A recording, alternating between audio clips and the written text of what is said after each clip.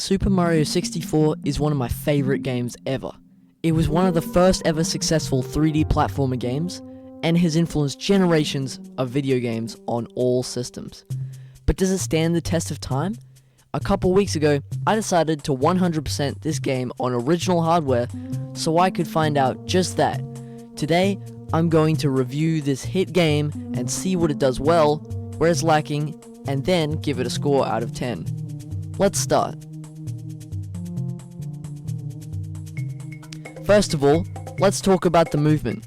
You can move in any direction with the N64 controller's analog thumbstick, and you can use the A, B, and Z buttons to perform a variety of actions. You can triple jump, backflip, climb grates like monkey bars, long jump, dive, wall kick, and of course, slide kick. The movement is extremely precise, and I appreciate that higher jumps require more space to perform, so you learn how to gauge how far a jump will go. That said, the movement's greatness is undermined by the brand new feature that Super Mario 64 implemented: the absolutely awful camera. This is the worst example of a camera in a video game I can think of. You can move it around with the C buttons, sure, but it is extremely hard to get an exact angle, and sometimes the game either doesn't let you turn the camera a certain way, or just turns without the player doing anything.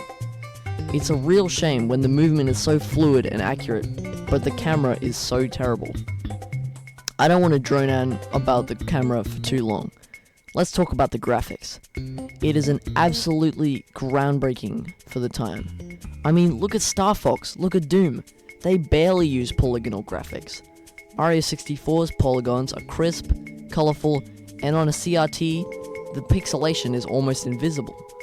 Some people might say it's angular, low poly graphics look dated and haven't aged well, but I am firmly in the opposition. I think that these graphics have aged like fine wine, and I love low poly art styles in old games. Call me an old head, but I prefer the gameplay and art style of old games to new ones. This example just epitomizes that. The actual levels are extremely varied in gameplay and theme, with such cool themes as a frigid mountain, a docking harbor, a clock, and even a level that takes place in the sky alongside rainbows. The gameplay quality does dip in the middle of the game, with the basement stars being boring, difficult, sometimes downright unfair. But the game is extremely fun in its first 4 stages, and only some of the stars are bad in the basement. Even at the end of the game, the last few stages are still fun even though they are challenging. In between each floor is a ubiquitous Bowser stage, beginning with a platforming challenge and culminating in a fight with the King Koopa himself.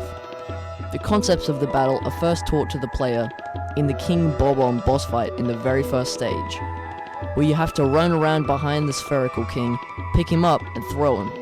The Bowser boss fight is the same, but you have to pick him up, spin the control stick around really fast, and then throw him at one of the bombs around the arena. Bowser learns to tip the tables, literally, in the second boss fight, and in the third you have to throw him at a bomb 3 times, as opposed to 1.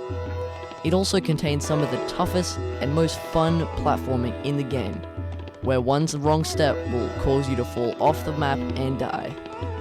Every victorious fight against the big turtle will grant you a key to another floor of the castle, which allows you to access more stages which are tougher.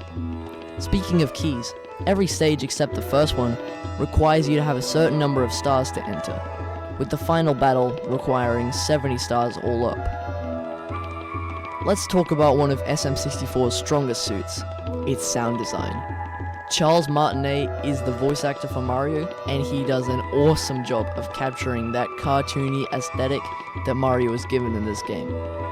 Other than Mario's voice, however, you will probably remember the music the most.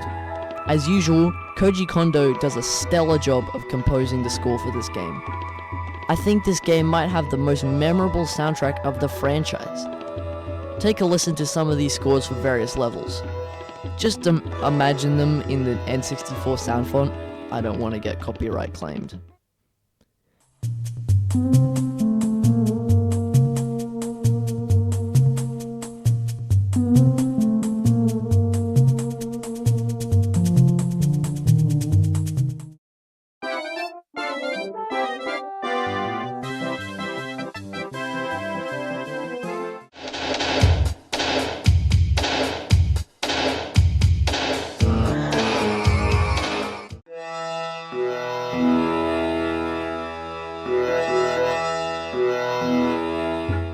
My favorite of all, however, is the credits theme.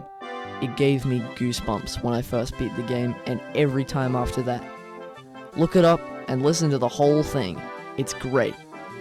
I want it played at my funeral. I want to talk about one more thing before the end of this video, and that is the absolutely massive community surrounding it. The speedrunning community has taken the game to its absolute limits in terms of speed, coming up with sub-strategies as Cannonless, which lets you get this start by clipping into the wall, the Bomb Clip, which allows a Bob-omb to push you through the Chain Chomp's gate. Of course, I would be damned if I didn't mention possibly the most iconic speedrunning trick in video game history, the backwards long jump. This neat little trick is literally the crux of almost every speedrun category of the game. It has allowed speedrunners to complete the entire game without collecting a single star. This game has one of the largest speedrunning communities of any game, which is a real achievement for an almost 30-year-old game. Of course, there is also the glitch hunting phenomenon, Dutch pancake related, clone-loving A-button challenge. This community has been lowering the amount of A-button presses required to get every star for decades now, and community members such as the infamous Panenkoek 2012, Tyler Keeney, and many more have broken the game beyond repair, discovering such things as parallel universes, cloning, hands-free holding, and the Pedro spot, as well as creating intricate and geometric artworks in the sky with Goombas. In summary, Super Mario 64 is a banger game and a must-play for platformer fans around the world.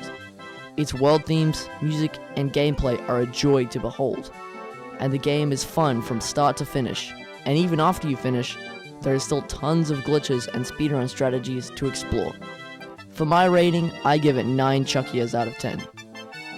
My next video will be either Mario Kart DS or Mario Kart Double Dash, depending on whichever I buy first.